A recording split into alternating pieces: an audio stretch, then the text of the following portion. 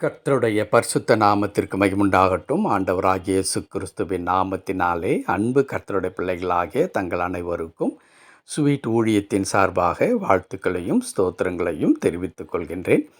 ஏசாயா தீர்க்கதரிசியின் புத்தகம் 30ஆம் அதிகாரம் 19வது வசனம். ஏசாயா 30ஆம் அதிகாரம் வசனம் 19இன் 2வது பகுதி. இனி நீ அழுது கொண்டிராய், உன் கூப்பிடுதலின் சத்தத்துக்கு அவர் உருக்கமாய் இறங்கி அதை கேட்டவுடனே உனக்கு மறு உத்தரவு அருளுவார். இனி நீ அழுது கொண்டிராய், உன் கூப்பிடுதலின் சத்தத்துக்கு அவர் உருக்கமாய் இறங்கி அதை கேட்டவுடனே உனக்கு மறு உத்தரவு அருளுவார். என் அன்பு கடவுளுடைய பிள்ளைகளே, கடவுளிடத்திலிருந்து வருகின்ற அற்புதமான வார்த்தை இந்த காலை நேரத்தில் உங்களை பார்த்து என்னை பார்த்து சொல்லுகிறது, இனி நீ அழுது கொண்டிராய். இன்றைக்கு அநேகர் அழுது கொண்டிருக்கின்றோம்.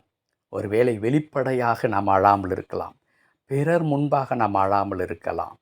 கண்களிலிருந்து கண்ணீர் தாரை தாரையாக நம்முடைய கன்னங்களிலே வழியாமல் இருக்கலாம்.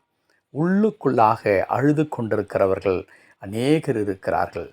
எப்பொழுதுமே நொறுங்குண்ட இருதயத்தோடு கூட, மிகுந்த வேதனையோடு கூட தன் வாழ்க்கையை நினைத்து, தன் பிள்ளைகளை நினைத்து, தன் குடும்பத்தை நினைத்து, எதிர்காலத்தை நினைத்து, அல்லது தனக்கு பிறரால் செய்யப்பட்டதான தீங்கை நினைத்து, அல்லது தனக்கு விரோதமாய் செயல்படுகிறதான அநேக சதித்திட்டங்களை நினைத்து, அல்லது தனக்கு ஏற்பட்டதான தோல்விகள், அவமானங்கள், வியாபாரத்தில், தொழில் ரீதியாக ஏற்பட்டிருக்கிறதான பிரச்சனைகள், இவை எல்லாவற்றையும் நினைத்து அழுகின்ற மக்களை நாம் பார்க்கின்றோம்.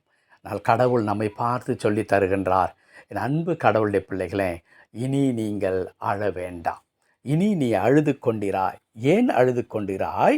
அடுத்த வார்த்தை இன்னும் அற்புதமாக இருக்கிறது. உன் கூப்பிடுதலின் சத்தத்துக்கு அவர் உருக்கமாய் இறங்கி. எவ்வளோ அழகாக எழுதியிருக்கிறது.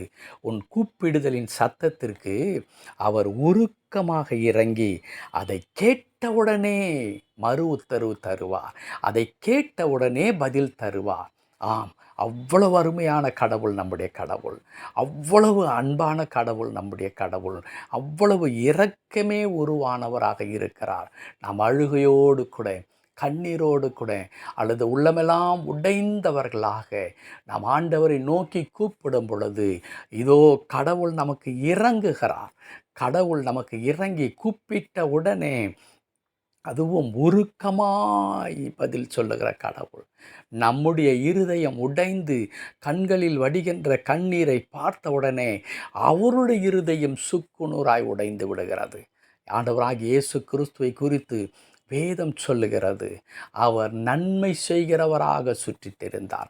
கடவுளுடைய குணாதிசயத்து குறித்து வேதம் சொல்லும் பொழுது, நம்முடைய கடவுள் அவர் இரக்கமும் உருக்கமும் நீடிய சாந்தமும் மிகுந்த கிருபையுள்ள கடவுளாக இருக்கிறார். இரக்கத்தின் அடையாளமாக நம்முடைய ஆண்டவர் இருக்கிறார்.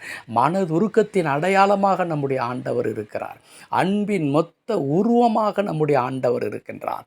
அந்த ஆண்டவர் நம்மை பார்த்து சொல்லுகிற வார்த்தை, இனி நீ அழுது கொண்டிராய்.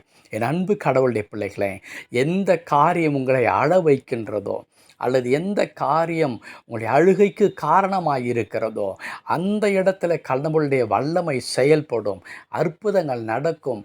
அந்த சூழ்நிலைகளை கடவுள் மாற்றுவார்.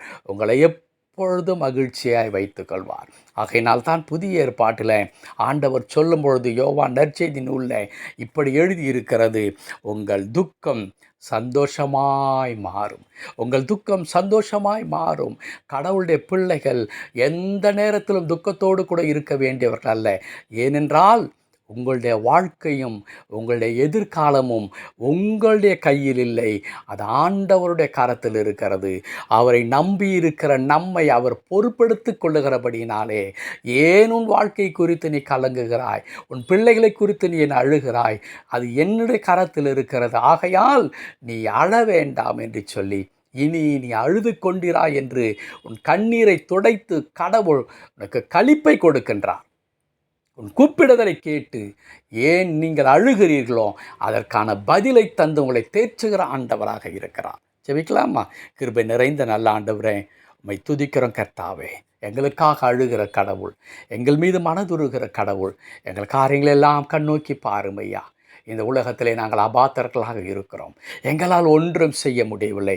எங்களுக்குள்ளாகவும் எங்களை சுற்றிலும் நடைபெறுகின்ற அநேக காரியங்கள் எங்கள் இருதயத்தை உடைக்கிறதை தவிர எங்களால் ஒன்றும் செய்ய முடியவில்லை. ஆகையினால் என் தகப்பனே, உம்மை நோக்கி நாங்கள் பார்க்கிறோம். எங்கள் ஒவ்வொருடைய வாழ்க்கையிலும் கிரியை செய்தரலும் தொடர்ந்து பொறுப்படுத்திக் கொள்ளும். மீட்பர் நாமத்தில் பிதாவே. ஆமென், ஆமென்.